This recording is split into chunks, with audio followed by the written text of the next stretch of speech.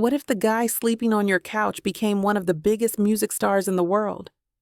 Before the fame, before the millions, Ed Sheeran was broke, unknown, and crashing on friends' sofas night after night. He didn't look the part. He didn't sound like the mainstream, and every major label shut their doors on him. But Ed had one thing no one could ignore: unshakable belief and a guitar that never left his side. This isn't a polished fairy tale. This is the gritty truth of one man's mission to be heard. So how did a homeless street performer turn into a global phenomenon? How did a red-headed outsider with no connections rewrite the rules of pop stardom? This is the insane, true story of how Ed Sheeran made it against all odds. And it might just be the motivation you need right now. Born in Halifax, West Yorkshire, Ed grew up in a quiet English town, the kind of place you'd never expect a music icon to come from. He had bright red hair, thick glasses, and a stutter that made school brutal. He was shy, sensitive, and constantly underestimated. Bullied and overlooked, he found escape in the one thing that didn't judge him: music. At just 11, he started writing songs. Inspired by a Damien Rice concert his dad took him to, he realized music wasn't just a dream, it was a lifeline. He learned guitar by watching YouTube videos, poured every emotion into his lyrics, and recorded CDs in his bedroom using an old mic and a laptop. He wasn't just making music, he was building armor against the world. By 14, he was already playing small shows, giving out demos after every gig to anyone who'd take one. He'd burn CDs, scribble his number on them, and hustle them outside venues in the cold. There was no big break, no overnight success, just a teenager with calloused fingers, a secondhand guitar, and a dream that wouldn't quit. He believed in the music, even if no one else did. At 16, Ed made a terrifying decision: moved to London to chase music, with nothing but his guitar and a backpack. No money, no connections, no safety net, just blind faith. He played open mics every single night, sometimes 3 in a row, anywhere that would let him.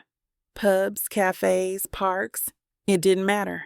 He'd crash on friends' couches, train station benches, even under bridges when no one had space.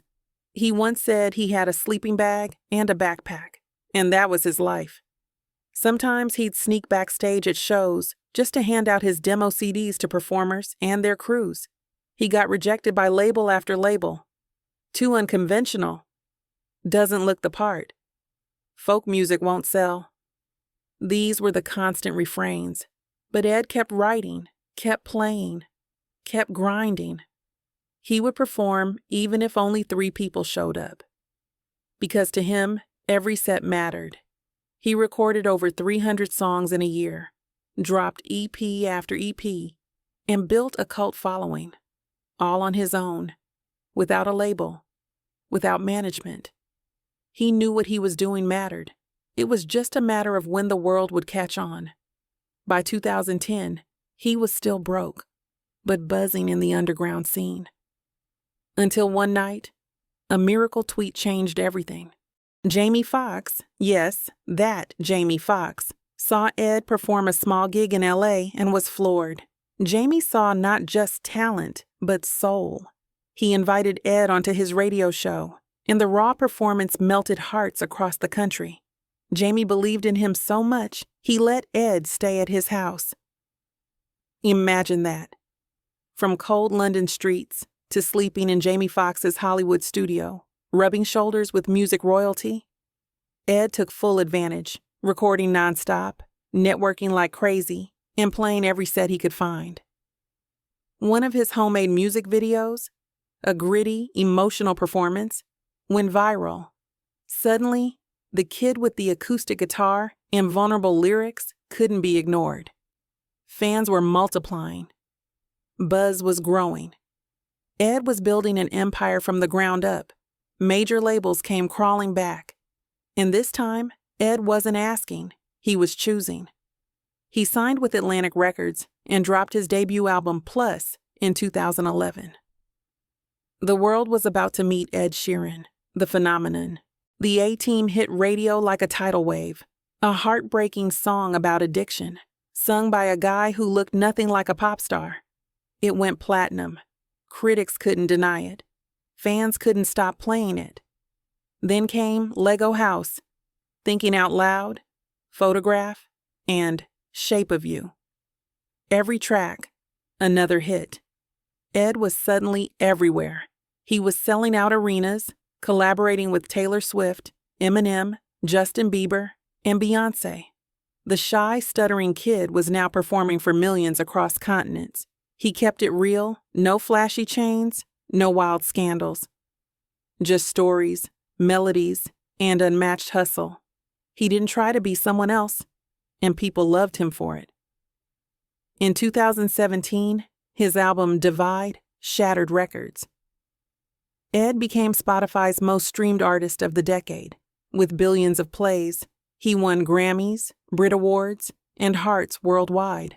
But he never forgot the grind, never forgot the rejections, the couches, the late-night bus rides.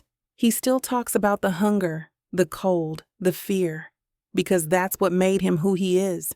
Ed Sheeran didn't fit the mold. He broke it. He didn't come from money, fame, or connections. He came from heartache, struggle, and relentless work ethic. His story isn't just about talent. It's about persistence, humility, and never letting the world define your worth. Because it's not about how many times you get rejected. It's about how many times you get back up. So the next time you feel like giving up, remember, sometimes the guy on the couch is just one song away from changing the world. If Ed can do it, so can you. Keep grinding. Keep believing. If this story moved you, hit like, subscribe, and follow for more real stories behind the fame. Your breakthrough might be closer than you think.